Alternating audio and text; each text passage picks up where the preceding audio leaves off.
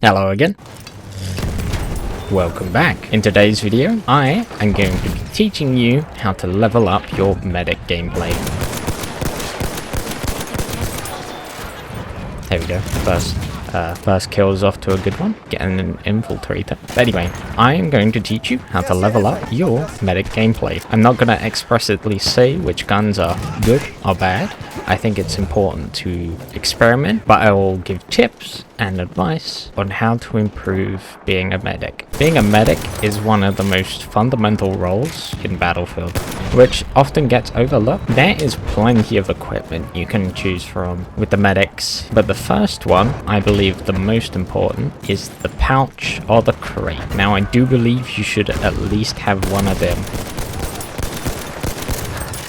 Now there is advantages and disadvantages to both. Average player, I'd say, prefers the bandage pouches. They offer you or a teammate healing on the go, and is often the fastest way of healing. It heals 16.5 damage per second and can be healed on the move. However, if you receive damage, it will stop the healing and you will need a brand new pouch. Then next comes the crate. Next up is the crate.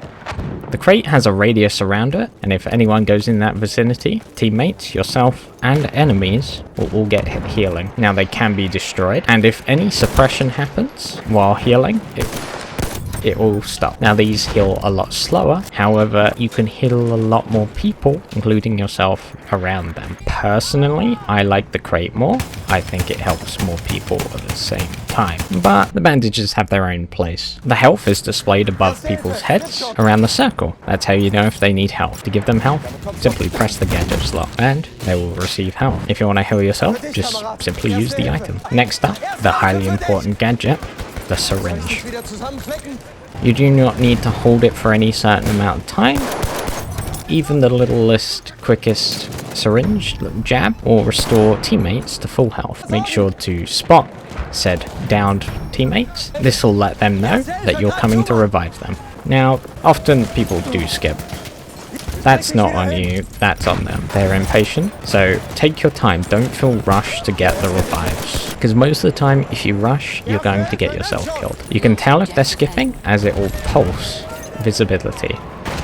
Now, the syringe does have a cooldown, unless you're near an ammo crate, so don't spam it too quickly, just pace. More often than not, you will only do 1 or 2 revives anyway, so it doesn't really matter too much. You will be rewarded 50 points for a teammate revive and 100 points for a squad revive. The same syringe that brings life to your team can also take away life. In order to damage and kill enemies with the syringe, you do need to hold it down, unlike reviving teammates. You do need to hold it for a second and it will do more damage, and it can even insta-kill elites. It's important to choose your gadgets wisely, because you can only get 2. When you pick the rifle grenades, you kind of sacrifice being the medic, as you'd only have 1 gadget slot left, and it would either have to be the syringe or a healing item. So you kind of half fulfill your role as a medic. This is not your fault. It's a poor design choice by the game. However, I'm not going to tell you you can't use it or you shouldn't use it. That's why I advise against the rifle grenades. However, I'm not going to tell you you shouldn't or shouldn't use it. The fragmentation one are best used on infantry, although I think they're kind of weak, and best used on choke points or confined areas. The smoke offers 4 smoke grenades, so you can quickly lay down a wall of smoke and offer flanking route or cover. That being said, I believe the smoke is really useful. It can offer you flanks on maps like River Sum. And the last rifle grenade is the HE, best used on vehicles as it will detonate on impact.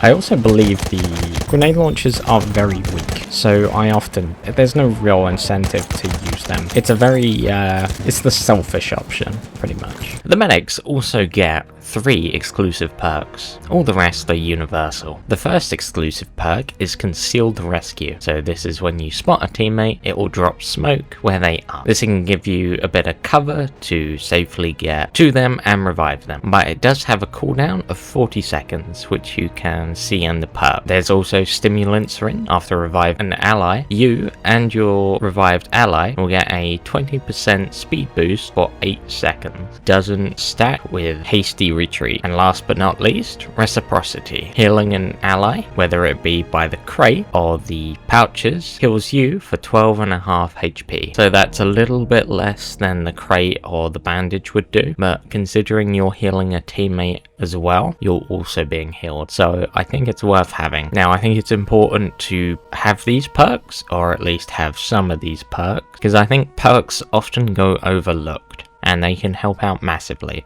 and give you a little advantage. So it's important to choose what would work for you best. All the other perks are universal, so you could pick those no matter the role. The medics get 3 exclusive sidearms, one being the auto revolver, which is a great CQC option and very easy to use. The C96, which is a 10 round, which will be your highest capacity for the medic options, but it does have quite a lengthy reload. And the Tachin M1914. Damage is on the weaker side, however it has one of the fastest reloads and pull-out draw speeds, so this could be quite good for finishing off already damaged targets. There is no real bad or right or wrong gun. There are definitely good guns that stand out a bit more, and there are some on the more specialized.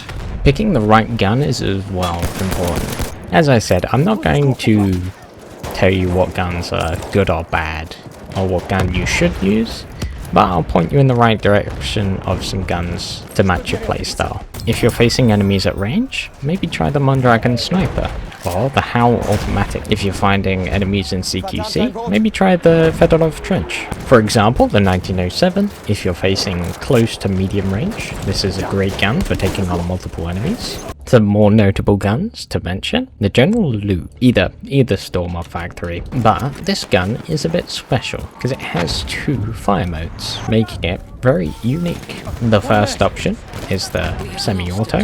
The second option is a bolt action mode, which does the same damage as a sniper rifle. So if you are a scout, or very used to being a scout, maybe the General Lu is a good one for you. Or, if you want to be a scout, the General Lu is a good one for you. You don't feel like being a scout? No worries, just switch it back to semi-auto mode, and then you can be a bit more aggressive again. Another powerful option for the medics is the RSC. It has a very powerful 2-shot kill in closer to mid-ranges. However, it is very limiting at longer ranges.